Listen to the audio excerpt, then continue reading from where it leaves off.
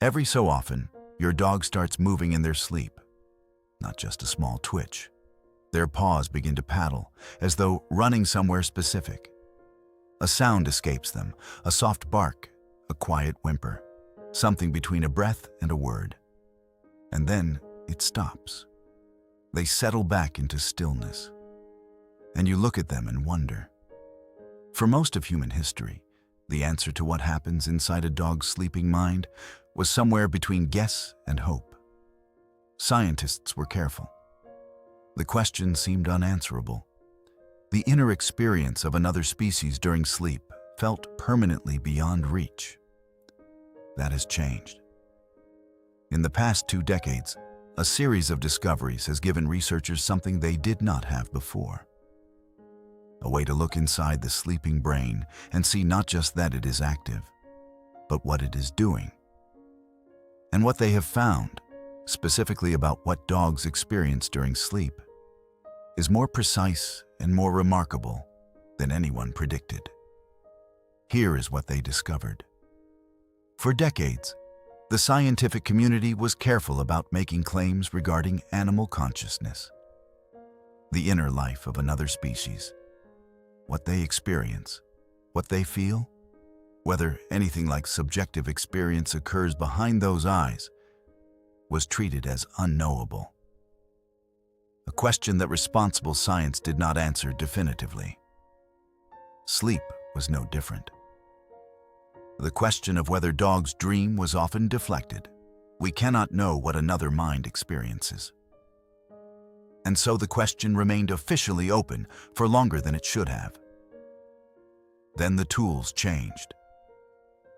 EEG technology, the measurement of electrical activity in the brain, allowed researchers to map the stages of sleep in dogs with precision. And what they found was unmistakable.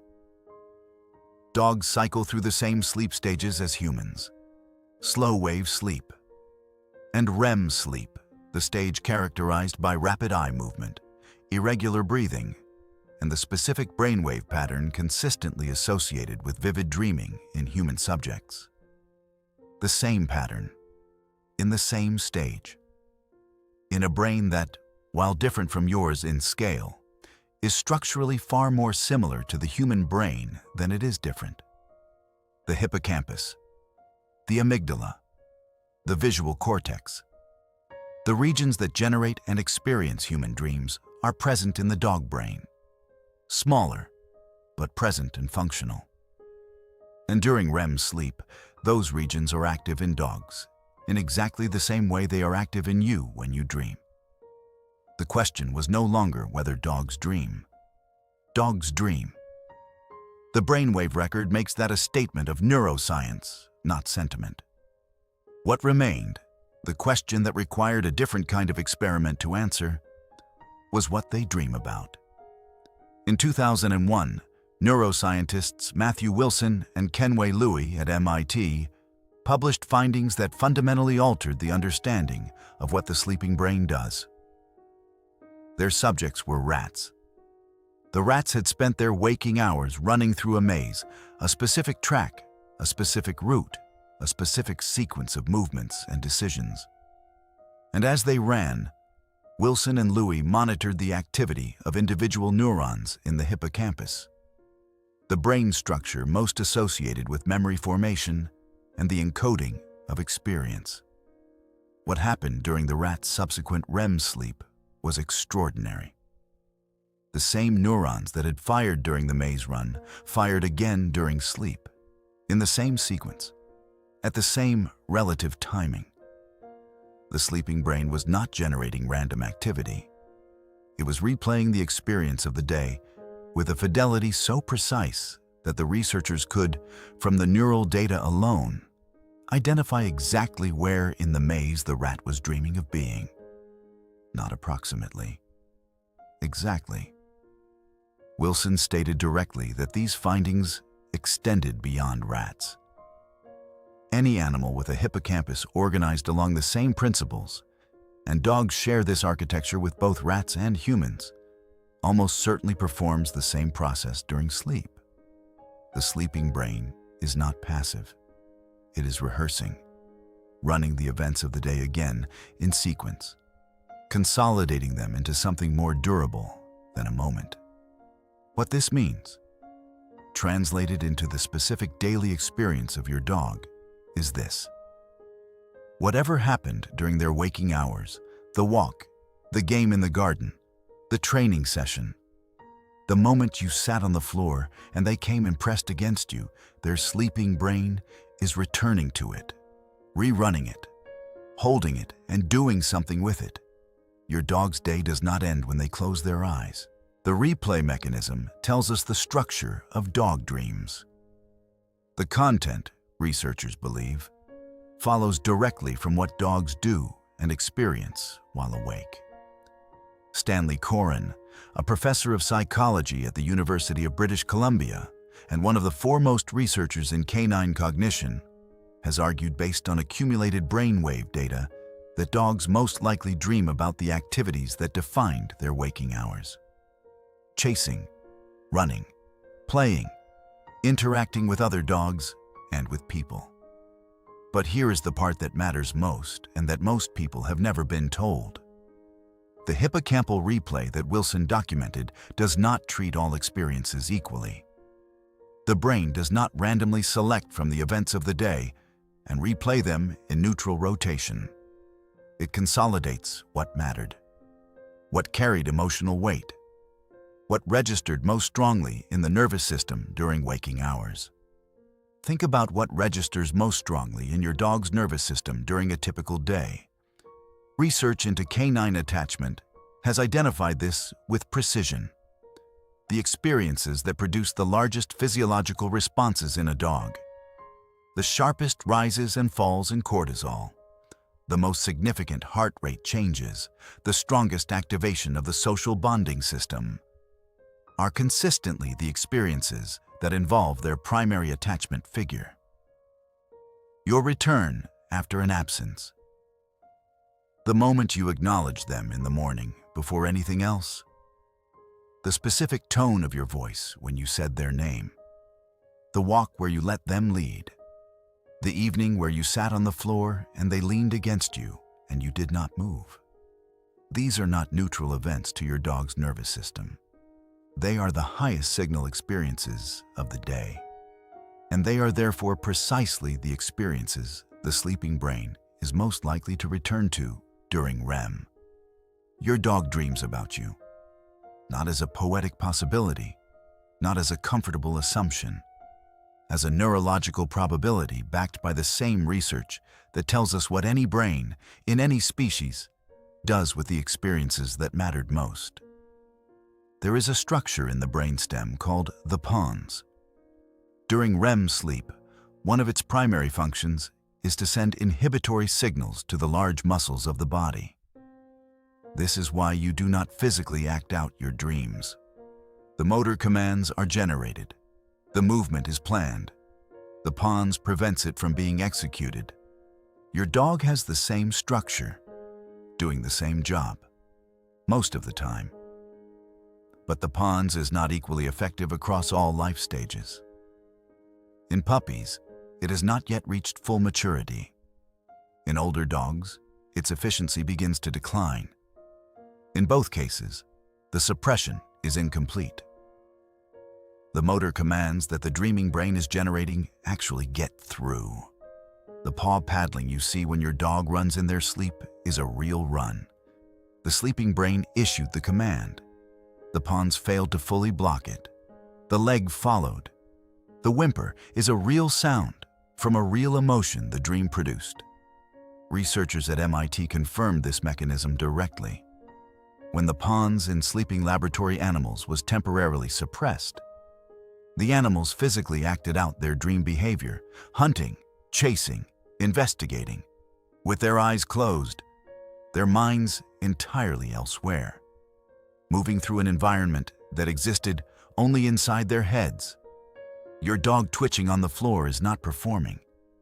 They are somewhere else, in the middle of something specific. And the boundary between the dream and the body briefly failed to hold. Not all dogs dream at the same frequency or depth. The pattern follows a consistent rule that researchers have now mapped with some precision. Smaller dogs dream more frequently than larger dogs. A small terrier may begin a new dream cycle every 10 minutes during sleep. A large breed may cycle once every 90 minutes. But when large dogs dream, the episodes tend to run longer and appear to go deeper. Puppies dream significantly more than adult dogs. Their brains are doing an enormous volume of processing. Every experience is new. Every interaction is being encoded for the first time. The hippocampus of a puppy is taking in and cataloging more novel information in a single day than an adult dog encounters in a week. The sleeping brain is working hard. The amount of REM activity reflects the amount of new experience that needs to be consolidated. Think about what a puppy is dreaming about in their first weeks in your home. Every new thing they encountered, every person who spoke to them, every surface they walked on. And most of all, the person who is always there, the one their nervous system has already begun to organize itself around. Older dogs also show increased dream activity compared to dogs in their middle years. The mechanism is different from a puppy, not the processing of new experience, but the return to accumulated experience. The replay of things stored across years. What a 14-year-old dog dreams about is not random. It is the distilled record of a life. And if that life has been spent with one person more than any other, the evidence suggests exactly where the sleeping brain spends most of its time. The final piece of this picture is the one that may matter most. Matthew Walker, a neuroscientist at UC Berkeley, whose work focuses specifically on the relationship between sleep and emotional processing, has described REM sleep as a form of overnight therapy. The sleeping brain returns to emotionally significant experiences and processes them, replaying them, extracting their meaning, gradually integrating them without the full intensity of the original emotional charge. For humans, this is why sleep helps. Experiences that felt overwhelming the previous day feel more manageable after REM. The emotional weight shifts. The brain has done something with the experience during the night that the waking brain could not fully do alone. For your dog, the same process is operating. The emotionally significant experiences of the day are the ones REM sleep prioritizes. The anxiety of your absence. The specific pleasure of the morning when everything was right and calm. The quality of the reunion when you came home. The warmth of the moment they chose to lie against you on the floor and you stayed still. The sleeping brain is not filing these experiences passively. It is working with them, extracting the meaning, integrating them into the emotional record that shapes how your dog understands their world and their place in it. That record is built night by night, accumulated across every sleep cycle your dog has ever completed. And what accumulates in a dog who has been loved consistently and well is a deep and specific knowledge, not learned consciously, stored biologically, built from 10,000 moments the waking brain experienced and the sleeping brain came back to. The next time you see your dog twitch in their sleep, you are not watching a reflex.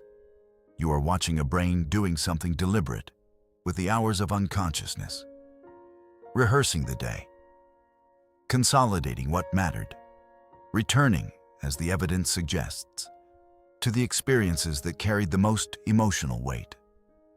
Those experiences, for a dog who has been loved well, are the ones involving you. The paw that paddles in sleep has somewhere specific it is running. The sound that escapes is not random. The sleeping brain is not generating noise. It is in the middle of something that your dog's waking life gave it. You gave it. Every video on this channel begins the same way, with a question most dog owners have never stopped to ask. And then we go looking for the real answer. Not the simplified version, not the comfortable assumption. The actual science, the studies, the behavioral research that takes years to surface and rarely reaches people in a way that feels like a real conversation. That is what we do here every single time. If this video gave you something, hit like, drop a comment telling us what your dog does when they sleep, and subscribe so you do not miss what we are putting out next. Because the more you understand your dog, the better life gets for both of you. And that is always worth showing up for.